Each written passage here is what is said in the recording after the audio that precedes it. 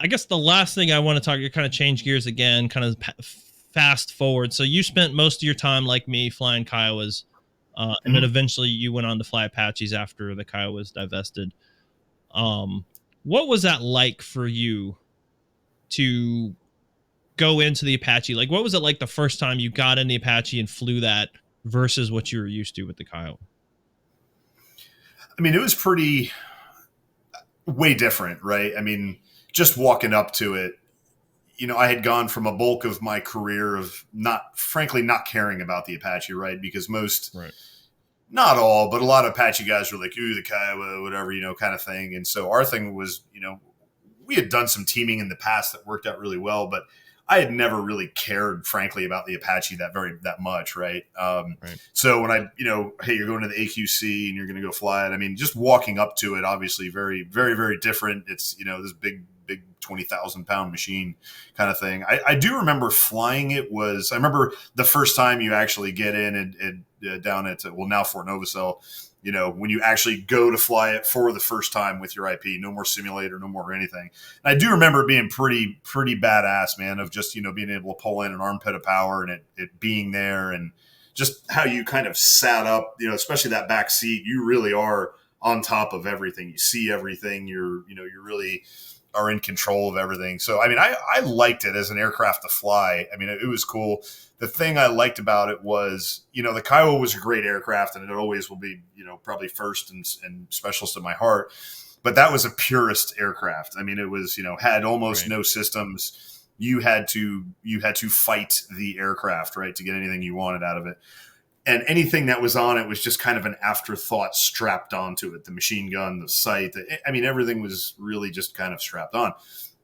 Whereas the Apache is, it's made to do what it does, right? And so I like that about it, right? I mean, as you know, shooting with it was, I don't want to say easy, but just, you could tell this was actually made to do this. It's made for two Right. pilots to talk to one another, all that kind of stuff. So I mean, don't get me wrong, I enjoyed it, especially flying it. I thought it was a great flying aircraft. I did, take every opportunity because I was a lieutenant colonel when I went through AQC before I went to go take command of 66 Cav. And so I could get away with being a little bit more lippy than like a W1 going through the AQC. So I made sure that all of the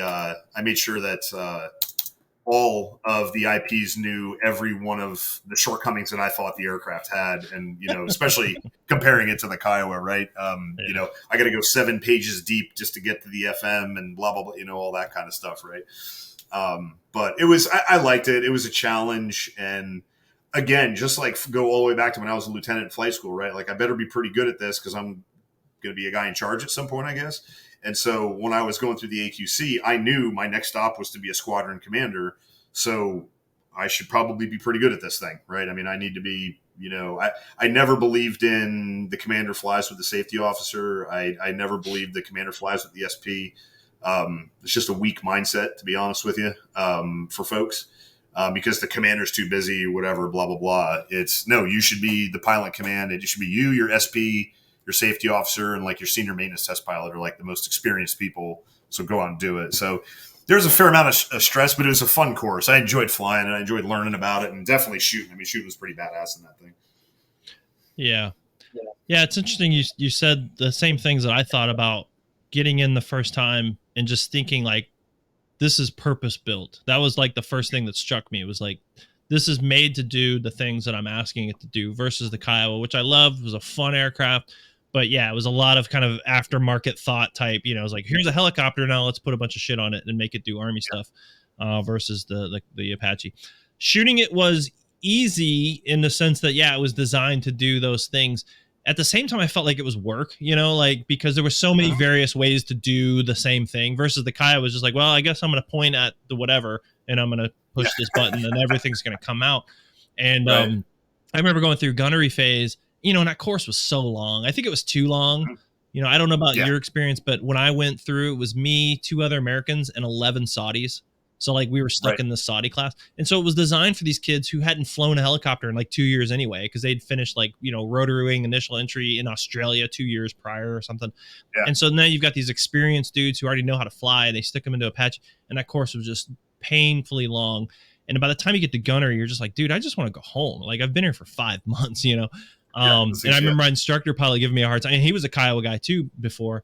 And he, we were flying. He's like, sir, you get worse at this every day.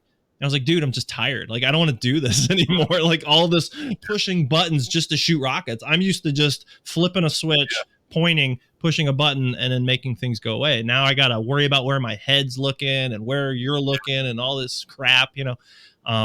But at the same time, once you figure that stuff out, yeah, it's very much made to do what you want to do.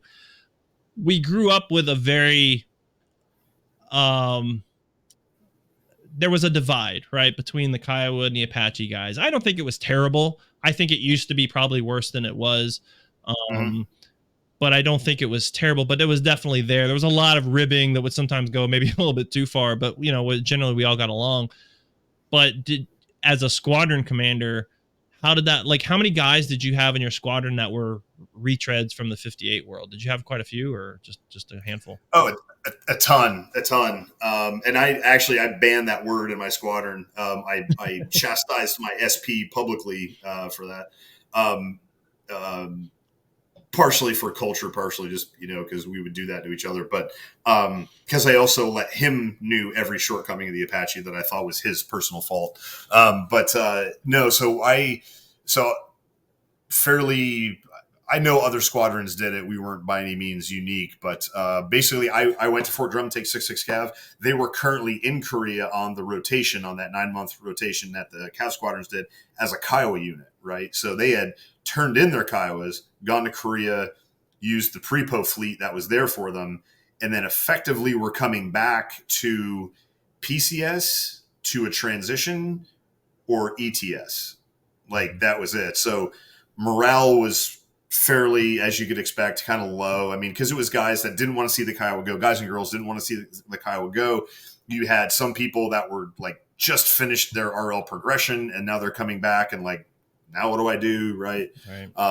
And back then, I don't know how it is now, but it was, you know, the Apache and it seemed they either went Blackhawks or I'm sorry, Apaches or Chinooks. Very few of them went Blackhawks. I don't really know why. Or UAS. Some of them just said, hey, screw it, I'm just going to go, you know, they kind of see the future thing. And, but anyway, so I took command on a Thursday. Friday, I gave everybody off. And then we got our fleet of aircraft from 5 National Guard units, right? Because that was ARI. And the Guard was giving up their Apaches. So basically, I had my SP, who had never been in a job outside of a company as a W4, because he was just a really good IP, so they just kept him in the company. And